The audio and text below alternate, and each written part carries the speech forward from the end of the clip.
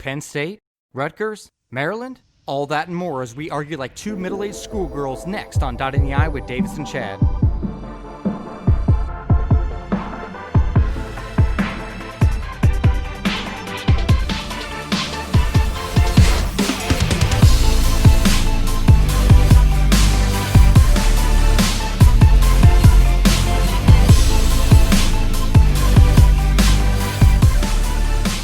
What's up, Buckeye Nation, and welcome back to Dotting the I with Davis and Chad. This is episode 9, and it's been 10 days since we've been on here, and I can't believe I'm saying that, but it's been 10 long days for me. Going through home remodel and everything, and just haven't been able to squeeze in any podcasts, so I do apologize to all the listeners out there for, being so lazy and not being able to get on here, but I am thankful that I'm back, and I am ready to roll. I'm excited. I'm ready to start arguing again, man. Yeah, I was about ready to change the title from Dotting the I with Davis and Chad to just Dotting the I with Davis. I mean, I was about ready to go solo. You can't do that. I'm the talent. Well, that's debatable. We'll let the audience decide that. But anyways, obviously we missed our post game on the Penn State game. In our preview of Rutgers. I think it can be forgiven on the preview for Rutgers. I'm not sure a lot of people were really that much interested in what the preview for that game was, but nevertheless, I think we have some good post-game stuff to talk about Rutgers, and we can even bring up a few things we thought about the Penn State game as well in there. But from my recollection, our last prop bet didn't necessarily go according to the way you hoped it would have went. I was cheated. on the last second. Listen. Did Ohio State miss several chip shot field goals against Penn State? Yes. Were we in the red zone a couple times, came with no points? Yes. But I also told you, if you remember, that every time we play Penn State, there's fluky, weird stuff that happens. And lo and behold, I was correct once again. I hate saying that you're right. It's basically like sticking a knife in an outlet, and still holding on to it. That's what it's like when I say, yes, Davis, you were correct on that. So I'm just going to refrain from saying that and just say, good job, man. Well, all you got to do is just stop putting the knife in the outlet. Or if you're going to do it, at least let go of the thing. Well, I like to party. You always like to live dangerously, didn't you? Yeah, and that was 10 days ago. So remind me again, what were the bets? The Penn State game was Ohio State scores more than 42. Or 42 or more, and you picked the over because you thought we were just going to absolutely thwomp them. And I agree we should have, but I took the under because of fluky stuff that I expected to happen. So I won that part. Then you said Fields was going to pass for over 275. I figured that Penn State would put a little bit more of a fight in the passing game, but no, he exceeded over 300 that game. So you won that bet. And then the third bet was that you thought Penn State would be kept under 225 yards of passing, and I just kind of had a feeling like our secondary would be exposed a little bit more. And sure enough, they had 250, 260 yards of passing, something like that. So I won that one, and that was 2 out of 3. And the bet was, sir, if you remember, dinner with a draft beer. I'm going to take you to a vegan place that serves grass beer. Hey, listen, as long as the alcohol content's up, I will still take it. Okay. Well, so tell me this. Tell me this. Well, tell me this. No, tell me this. Before we even move forward, give me, in 30 seconds or less, what was your overall reaction about the Penn State? Because we never got to really react to that. In 30 seconds or less, I think Justin Fields is doing everything that he can. I think he's a one-man show, man. I think our receivers are phenomenal. And I think once again, we're struggling on defense, especially in the secondary of the Penn State game, and notably Shaun Wade, who had a really bad week, and I think he kind of really hurt his draft stock a little bit there. Other than that, I like the play calling. Still don't like the fact that we're letting off the gas in the second half as much, and I can say the same thing when we talk about last week here in a minute. But overall, I mean, a solid performance. I really don't have any qualms. How about you? Okay, so we've not had a lot of major success on the road at Penn State. I know that we've won the majority of the time. The last time we did lose was at Penn State with the blocked field goal that got ran back for a touchdown. But we still had a lot of mishaps in there and some mistakes and still won by double digits. So I'm taking it for a lot more as a positive. Justin Fields is just stupid good. like absolutely stupid good. He's so productive that, I mean, even up to this point, he still has less passing completions than he has touchdowns. Like, that's stupid. And I thought his numbers last year with, in the regular season, 40 touchdown passes to 1 interception was not going to be beat. And he's on pace to beat that right now. So I'm taking a lot of positive. I think the defensive line in the running game stepped up in that game. And I think Shaun Wade got exposed. And I'm not going to say it's because Shaun Wade's not capable, but he looked like he was trying not to get hurt in that game. He looked like he was afraid to make contact in that game. Given the Penn State wide receiver had 2 one-handed grabs on back-to-back plays, but still, like, Shaun Wade looked completely disinterested in that game. And that, to me, was probably the most upsetting thing because, he's supposed to be our best defensive player that is returning. So I'm just gonna leave it at that. I think I'm taking an overall positive from it because we still beat them by double digits on their home turf, even though their home field advantage wasn't really there with the wideout, but still. Ryan Day made it clear that they were pumping so much noise that even the decibel level exceeded what was supposed to be allowed. So they definitely tried to make it hard for us to communicate, but the environment was just different. But you could tell early on in that game that we were much better than them, and I agree with exactly what you said in the second half, that we've got to put 2 halves together.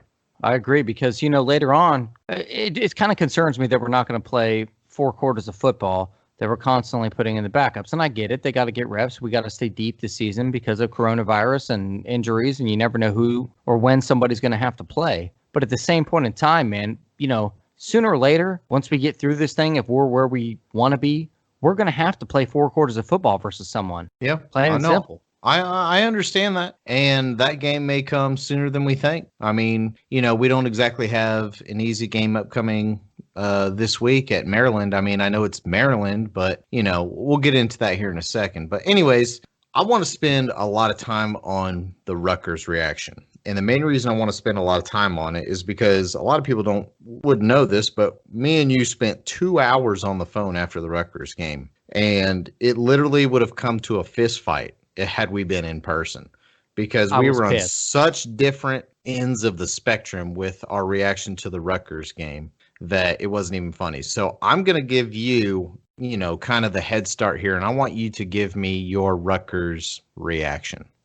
Because those of you that, I'm assuming if you're listening to this, you realize that, we won 49-27. The spread in that game was like 35, which anytime you get over a 30-point spread, like, it's just sometimes dumb luck on whether or not you carry or not, which we were definitely over 30 points better than them, but we won by 22.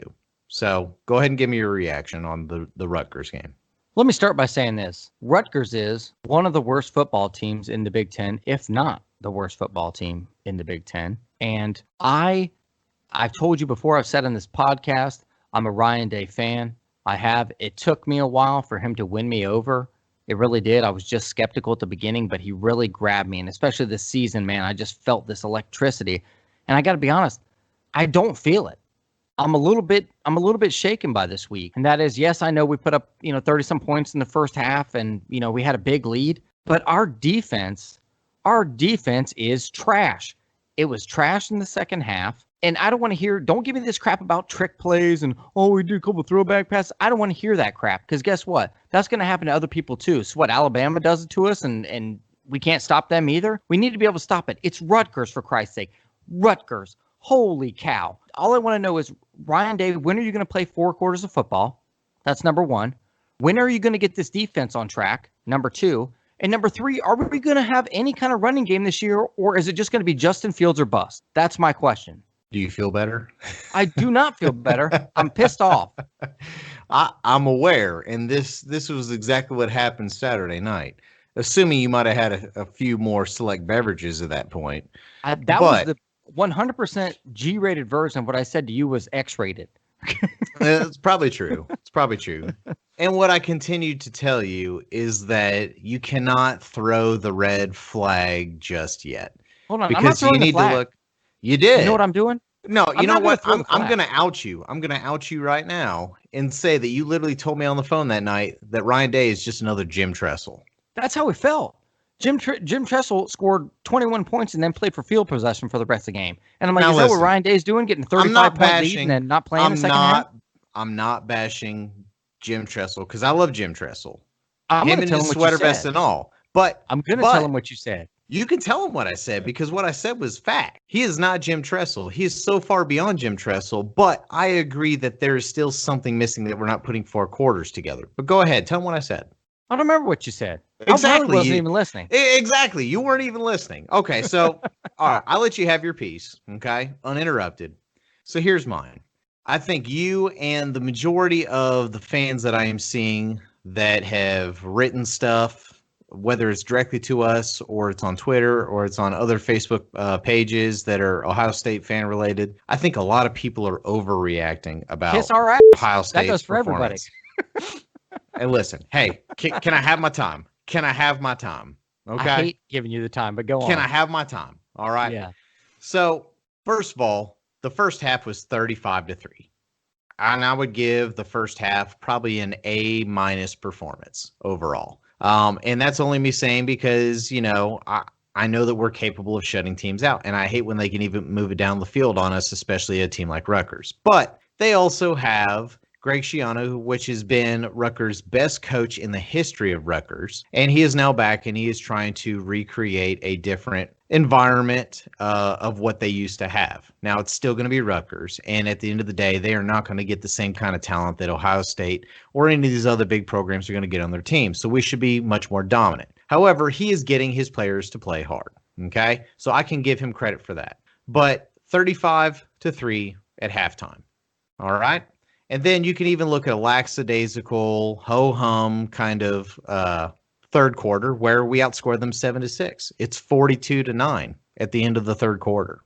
So we're going into the fourth quarter still up 42-9. And my disappointment there is I feel like we should have scored more. But if you look between the lines, we had Harry Miller, who unfortunately on the line had a lot of stupid holding penalties. And he kind of got beat off the line a few times. Now, if you actually look at the tape, you can see that one of the defensive linemen for Rutgers was lined up offsides like a majority of the time. They called him on it like once. But, regardless, if you're going to play offensive line for Ohio State, you cannot have a Rutgers defensive lineman beating you off the ball. And that happened a few too many times and he had to hold. So we had a lot of penalties in this game, especially on the offensive side of the ball. They kind of backed us up, and didn't keep us what Ryan Day would call on schedule. Okay. So even with all this, we're still at 42-9 going into the final quarter. Now, even though you're still seeing Justin Fields playing some snaps in the fourth quarter, you also have to realize that we're putting in backups at the offensive line, on the defensive line.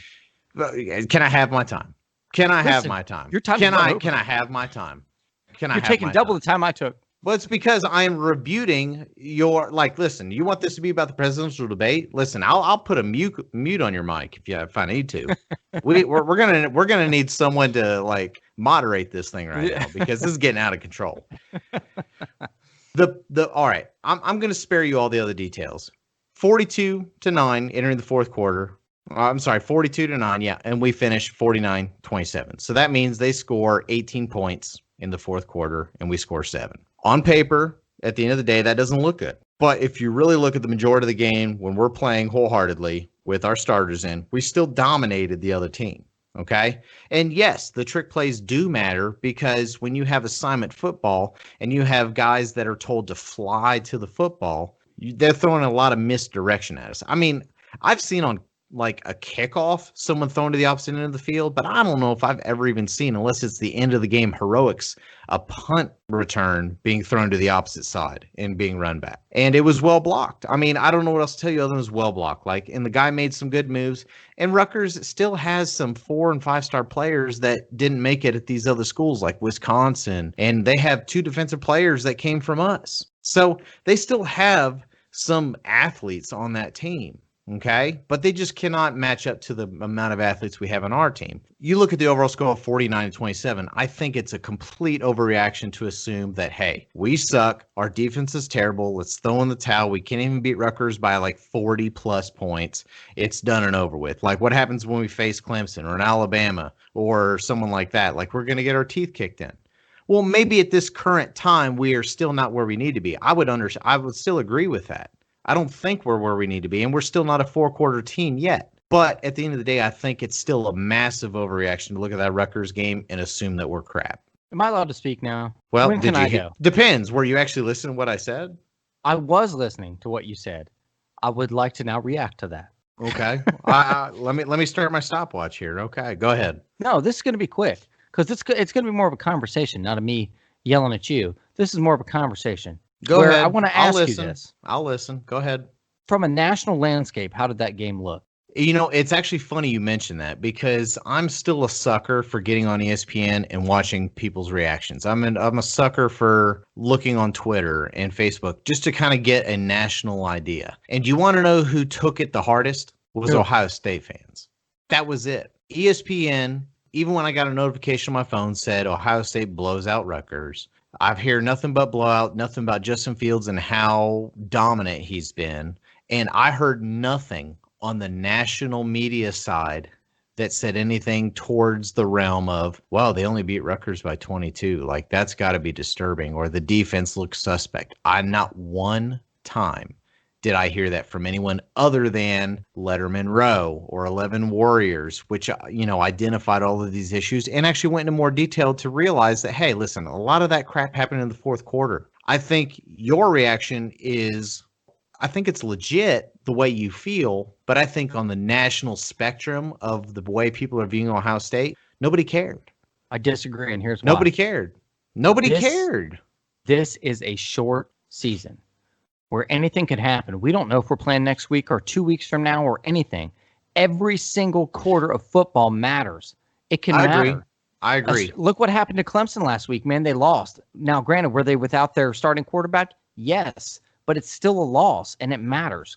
So at the end of the day, man, if we happen to stumble somewhere or have a bad game or 5 or 6 guys get COVID and we have to take an L, it's going to matter that we beat Rutgers like we should beat Rutgers. That's the point.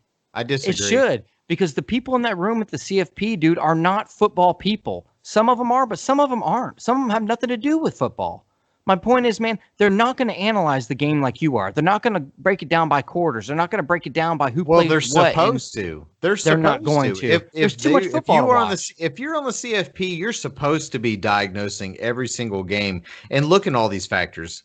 No, let me be honest. Do you think they do? Just the same way. Yes, they absolutely do. So you think Condoleezza Rice watched every single football game when she was on the CFP? No, but I guarantee that she was informed on every little detail that mattered. For example, Clemson's going to get a frickin' pass for the loss of that game against Notre Dame because they didn't have Trevor Lawrence. They're going to get a pass. It's still a loss. It is still a loss, and if they win out, it's going to only affect their seeding. But if they win out, they're in. And they're going to face Notre Dame again in the ACC championship game. So, assuming they have a healthy Trevor Lawrence, you'd have to assume that was probably the difference maker in that game, especially since it was on the road at Notre Dame. I'm saying, so I'm telling you, listen. Hold on. Understand. Hold on. Okay. So Ohio State's going to be looked at differently had we won by 42 instead of 22.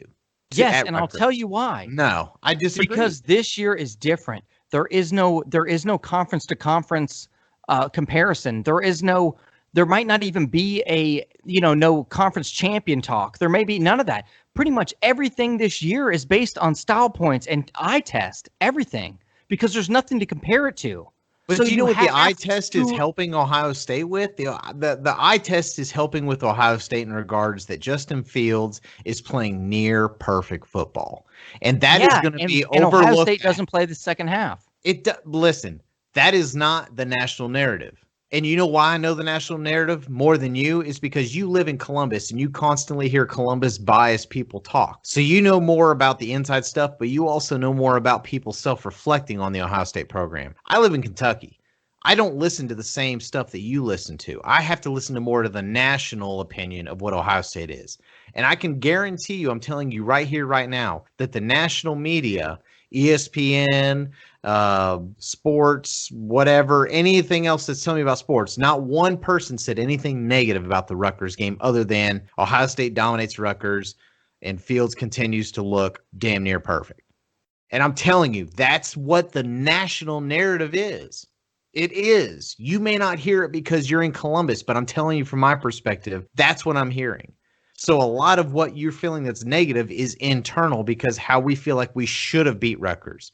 Because yes, If you want to look at the last 6-7 years we played Rutgers, it was like 28, or it was like 58-0, 56-0, 48-6. Like, scores that we're particularly used to seeing. But Rutgers has been a dumpster fire until they got Greg Schiano back. I'm not saying Greg Schiano is going to make them a bowl eligible team, but Greg Schiano already has one of the first Big Ten wins that they've had in forever when they beat Michigan State week 1. So that right there should already tell you that they're at least ready to play and committing to the environment he's trying to provide more than they have in the last handful of years. And you can guarantee that Rutgers Super Bowl is playing us. They had nothing to lose playing us. So they're going to throw the kitchen sink at us and everything else. And we still played like crap and won by 22. The national media is not ridiculing us for only beating by 22. That's on you. That's on the homers. And trust me, I'm sitting here saying I don't like the way we played that game. I wish we would have won by a heck of a lot more. I'm not giving a pass in my own personal, but I'm giving a pass in regards to that's reality. Okay, so now let me stomp that in the dirt. As right now I'm on my phone, I'm looking up 24/7 Sports. Pressing questions. OSU looks for growth in defense this week. How about this one? Where's the other one that I just saw? CBS Sports talks about the defense. Man, these are articles that people are writing to try to find some interest in people reading them. Like, do the majority of people read articles, or do the majority of the people kind of go off what mainstream media tells them via mostly television? Okay. And I mean, this is a whole other subject because you're a homer, and just like I am. Damn right I'm a homer. That's why we have a podcast. You're darn right. And trust me, I'm not telling you I'm happy about. So you need to go work for the SEC, apparently, since you're all into the national media. You know what? I swear to God, when I see you, I'm going to smack the. Oh my God! Don't you ever? If you're not with us, you're against us. That's the way I see it. Listen, you have the glass half empty. I have it half. You're not wearing an Ohio State shirt right now because you're disgracing. You're disgracing the. Well, it's not burning my skin, so apparently I'm not doing anything wrong. Listen. I think you are overreacting. I am not saying that we played a perfect game. I'm not even saying we played a great game. There's still a lot to work on.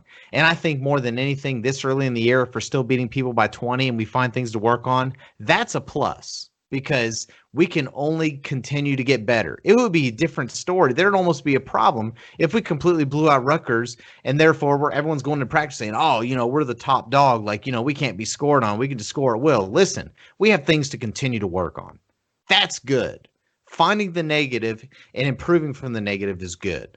So you cannot sit here and tell me us playing horribly is the worst thing that could even happen, especially since we won by 22. Is the same every week. So, I mean, what are we doing? The negative. We're still beating everyone by double-digit scores. Yeah, but we're not fixing the negative. You're not fixing the problem. You're saying, oh, you learn something and then you fix it. Well, we're not fixing it. It's the same every week. Okay, and then listen, I don't want to spend much more time on this because we're going to go for like an hour and no one wants to listen to us for an hour. But I don't want to listen to you for 10 minutes right now. And that's fine. But you know what? I have the microphone, so you're going to have to listen to every damn word I have to say. What I'm trying to tell you is that I lost my point. I forgot what we were talking about. That's because you're wrong, and now you're backpedaling. You're backpedaling. I'm not backpedaling. What you're doing is you're using your words to confuse me. Yeah, I like to fool people with trickery and then strike them in the throat. Oh, so you sound like Rutgers football team. Because that's apparently all they did all afternoon. I know, and it worked, which is even scarier. Listen, man, Ohio State still has the best recruiting in the nation, top 3. They have some of the best coaching in the nation, top 5, we'll call it.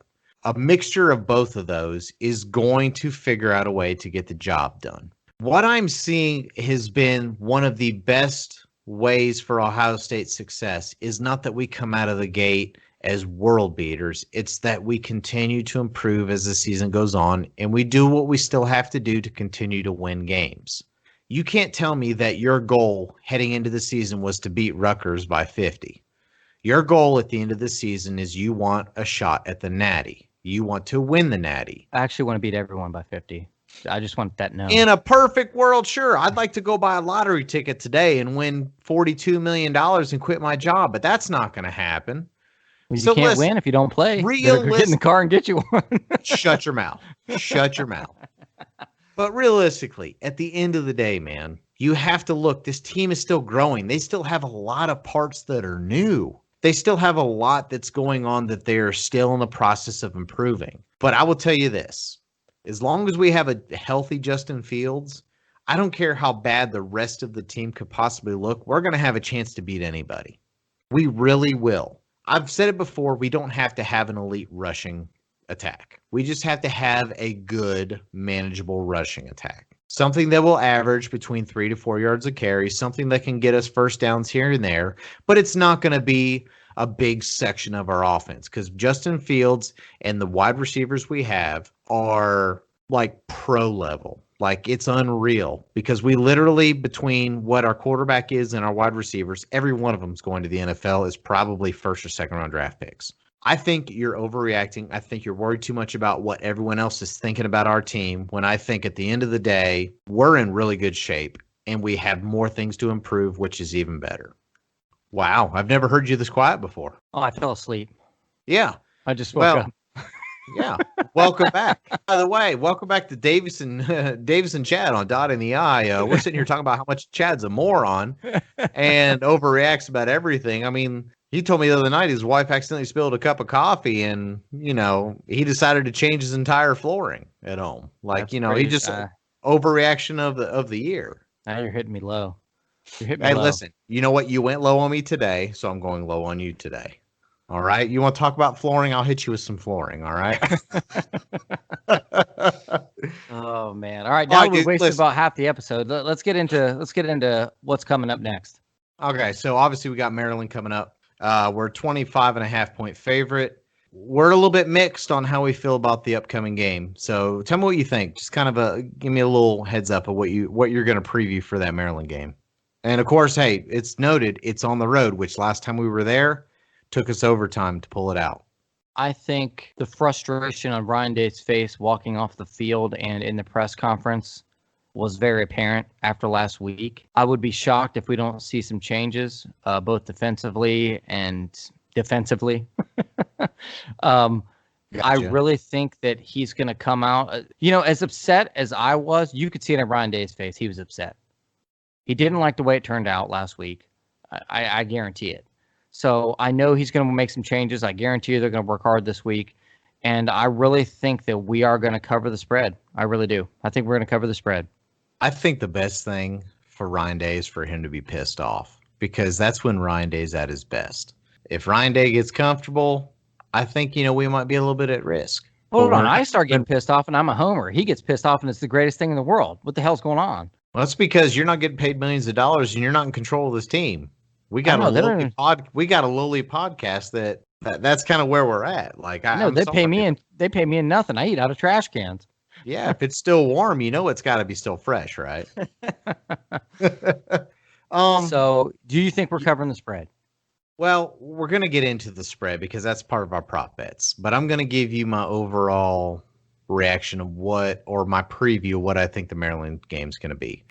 Maryland so far has played some teams that haven't had the greatest defense. Their greatest defense so far they played was Penn State, but they obviously did not show any interest in that game.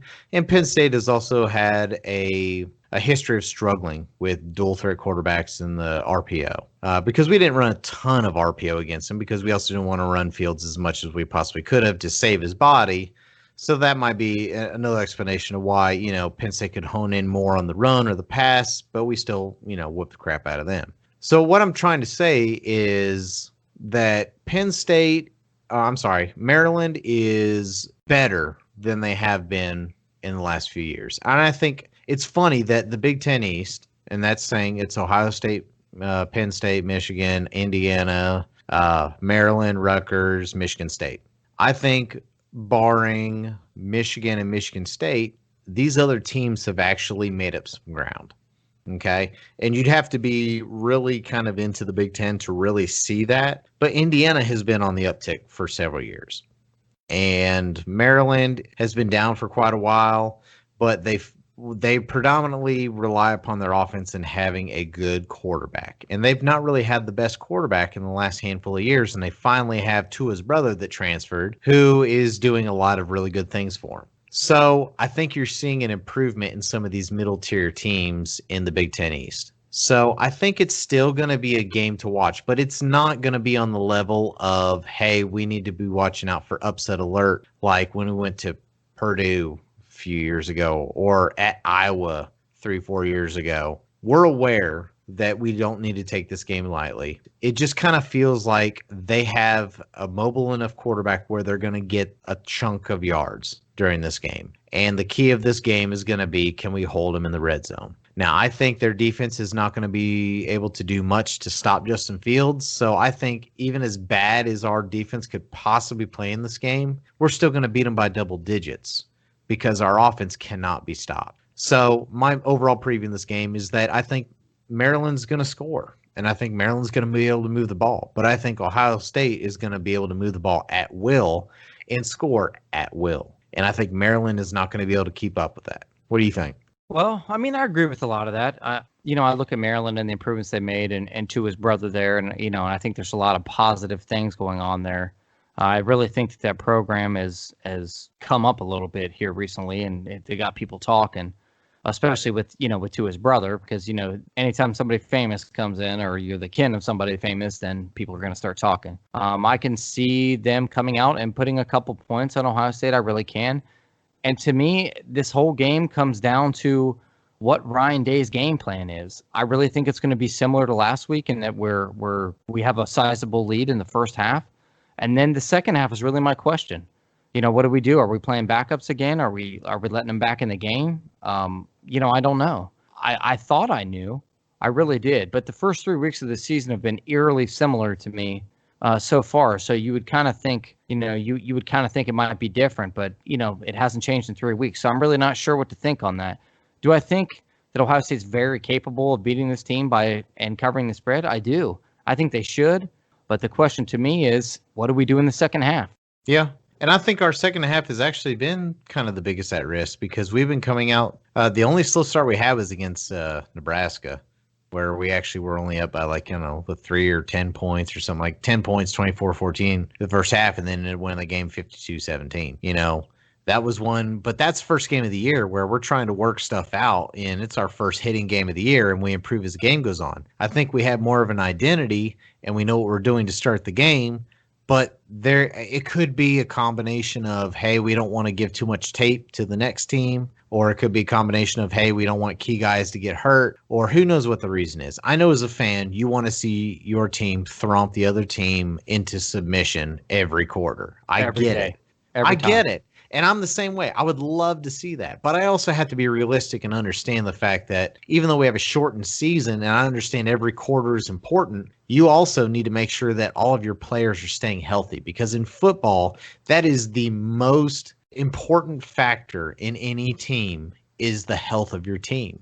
Because that shows right there with Clemson, what just happened to Notre Dame. I don't believe that Clemson would have lost to Notre Dame with Trevor Lawrence. I don't. But even though, it had nothing to do with necessarily what he was doing the game before and how much he was playing, but still his health with him contracting the virus was the reason why he couldn't play, and the health of someone not being able to play caused the team to have an L. Who's to say that that's not a predominant feeling in the locker room or in the coach's room, what Ohio State's thinking to try to make sure that we're protecting our players for every game? Because since every game is so important, it may not be as much important like you're thinking of how much we beat them by, but I think the national narrative is already that as long as Ohio State continues to play every game and goes unbeaten, no one's going to steal our spot. So the narrative no longer is how much are we beating by, it's can we beat them and still handily like we would hope to, but to stay healthy and make sure that we're not contracting the virus. Because at this point, my worry is more for if we get ready to play someone and they have tests on their side that are going to cancel their game and then ruin it for us. Because I feel like Ryan Day and that coaching staff is really stressing the importance of, hey, do not contract this virus. Do not go out in public. Wear your mask. Do what you got to do. Bubble wrap yourself. Stay in on a Friday night, but do not catch this virus. And I feel like the whole team is adapted this concept. That's just my perspective on it, that I think that the score is not as much indicative of what the priority is as much as it is, let's win these games by double digits still. Let's keep people healthy. Let's move on to the next, because if we continue to go unbeaten, there's not going to be another team in America that's going to jump us into the playoffs. All we got to do is get to playoffs. Would you agree? Yeah, but I just have a different mentality than you. You want to eke into the playoffs. You just want everything to go steady. No, Eddie. I don't want to do eke that. into the damn You know what my playoffs. That's what you're saying. Like, keep everybody healthy, win by 20. Well, I'm also realistic, dude. I don't want to do that. In a perfect world, let's beat everyone by 50 and go into the number 1 seed. But it's just not going to happen. I want to come into your town and burn it to the ground. It's and not then after we leave, I want to go to the playoffs and burn their house to the ground. That's the what way are you, I live my life. Braveheart? Jesus. Yes. Like, this isn't a movie, man. This is real life, dude. These are freaking 18, 19, 20, 21-year-old kids. This is how I'm passionate, can you man. imagine how hard it is to even get these kids to be convinced to stay in their apartments or dorm rooms and not go out on the weekend? Well, Justin Hilliard had a false positive. When was that, last week? Yeah, and guess what? When he finally got the approval to play, he came in, made a tackle with a fumble, and he recovered it. That's what scares me is all this stuff, man, because you never know. They could give Justin Fields a positive before the game and then retest him, and he's not good till the third quarter, and you know what I mean? They're changing that. They're changing that rule, so a false positive followed up by a negative test is not going to hold you out. Big Ten's changing that rule. But I digress. We've gone on for too long. Let's hit up our prop bets for the Maryland game. Give our score predictions for those that are still listening, because we've rambled on and on today. And I'm dropping bombs of knowledge out here is what I'm doing. No rambling. Yeah. All right. So we decided to go ahead and come up with our 3 prop bets ahead of time this time. So we're going to be quicker to them. So this is in regards to the Maryland game. Now, the one thing we didn't decide that we were going to do live on the air, and I didn't tell Chad about this because he's forgotten about it, is what is this bet going to entail? What does the winner get? Because right now you've already given me a speech about how awesome I am, and you already owe me dinner with a draft beer, tall, imported beer. So I am looking forward to you telling me what is this next prop bet going to be for? I don't know. Did we discuss this? We did not. So you're going to have to come up with on the fly. What do you want this bet to be for? Well, now that you mention it, I do have something in mind. Go ahead. So, we had talked about here in the next couple of weeks, I will be traveling to Kentucky to visit you. And during this point, we are going to attempt a video podcast. Okay, the first one that we've ever done. We've been talking about it, hitting towards it. Well, we're going to try to make it a reality in the next couple of weeks. For the Indiana game, 2 weeks. Yeah, so I think this should come to fruition during that. On camera. And I think, seeing as how my wife has a Cricut. Okay. What's a Cricut? A Cricut is a 3-dimensional printer that makes T-shirts and things like that. Well, hell, I wasn't aware she had a 3-dimensional printer. Yes, but here's the thing. All right, go on. So I think that during the video, you have to start off wearing a shirt that says whatever the other person decides to put on it for at least the first half of the podcast. It could say anything. I'm an idiot. I have a really bad hairline. I have a booger in my nose. My wife hates me. Whatever. Okay, something like that. But you have to wear that, and not to mention that it has to be whatever size the other person picks. Could I come with a schmedium? Maybe. Could I come with an extra schmedium? Most likely. Well, I'm actually between a medium husky and an extra large, preferably. So my left arm is just a little longer than mine. So as long as you can deliver in the fact that it would take your wife less than 1 week to create this shirt and have it ready. Less than 1 hour. Okay. Well, then as long as you can deliver on what it's created, then I accept your bet. And here's what it's going to be. So we're going to reveal it could be anything. Okay. And if I know myself and you as well, both of us are probably going to pick a rather small in size T-shirt for the other person to have to wear. And I think it'll be pretty funny. But anyway. Yeah, it's not going to have anything to do with anything large. I'll tell you that. Yeah. Okay. Okay. So fair enough. So fine. Listen, and it would be interesting because then it'll make people want to check in, view the podcast to see exactly who's going to wear what for the first half of the podcast and what it's going to say. So I accept your bet. And so far, you're 0-2 on the season. I know, I'm like the Michigan of prop bets. Yeah. And it's not good. It's not good. Not All good. Right. Okay. So For those of you who don't know and are first listening, we do 3 prop bets for each game, and best out of 3 wins. So if you win 2 of the 3, you win the bet for the week and whatever the result of the bet is. So we have come up with the first one is just the straight spread of the game. The spread at this current moment is 25.5 points in favor of the Buckeyes. And Chad feels like, yes, we will cover the spread. And I just have a feeling like that's really close number, but I'm going to say no. I'm not going to say that we're not 25.5 points better. I feel like we are. But again, I still think we're developing. We have young players. I can see Maryland moving the ball. So Chad says, yes, we cover the 25.5 point spread. So that means Chad says we win by 26 or more. I say we win by 25 or less. So that is our first prop bet. The second one. You're 0-1. What's the second one? Okay. The next one is Maryland total offensive yards. And we set that at 350. Chad believes we are over, and I believe we are under. Okay, so Chad believes that Maryland will have more than 350 yards of total offense. I have a feeling like our defense, even though I know Maryland's going to move the ball on us, I just have a feeling that our defense is going to step up, especially we look better in the running game, which I think Maryland's better at than the passing game. I think that we're going to stop them more in the running game. So I feel like we are going to give up less than 350 yards of offensive yards to Maryland. I want to put in there, the reason that I'm betting that way is because of my disdain for our performance in the second half of football games. Continue. So you can already start to see why Chad's losing bets, because he doesn't think with his brain. He thinks with his heart. And as much as I would like to think with my heart, I think with my brain with Ohio State. Our last bet for the prop bet is, does Trey Sermon finally score a touchdown? I said, hello, Oklahoma. Trey Sermon finally gets into the end zone. And Mr. Chad says, hell no. No, he doesn't get in the end zone. To be honest, he doesn't deserve to be there anyway. May not be. He's not looked great. In my opinion. He might get in there if it's a 10-yard run and he gets a 14-yard head start.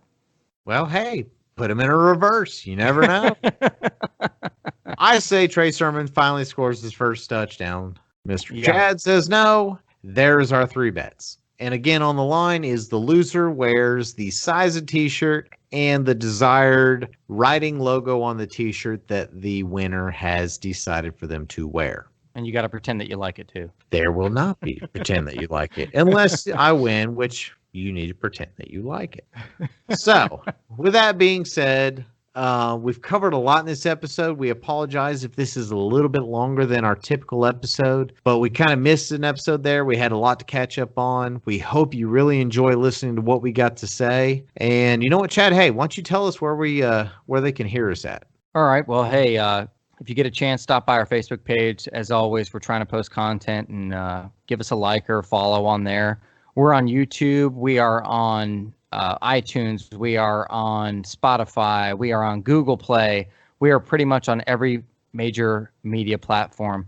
We would love it if you'd follow us on Twitter, stop by Facebook, leave us a line, comment on a YouTube video, anything you want to do just to stay interactive. We're going to try to put up some more polls and some more survey questions here in the next couple weeks just to get people excited. I mean, it's football season, man. Let's enjoy it. You know, this is all about having a good time and rooting on the Buckeyes. So I look forward to it, and we'll see you next week. All right, guys. We'll see you next week. Go Bucks. OH.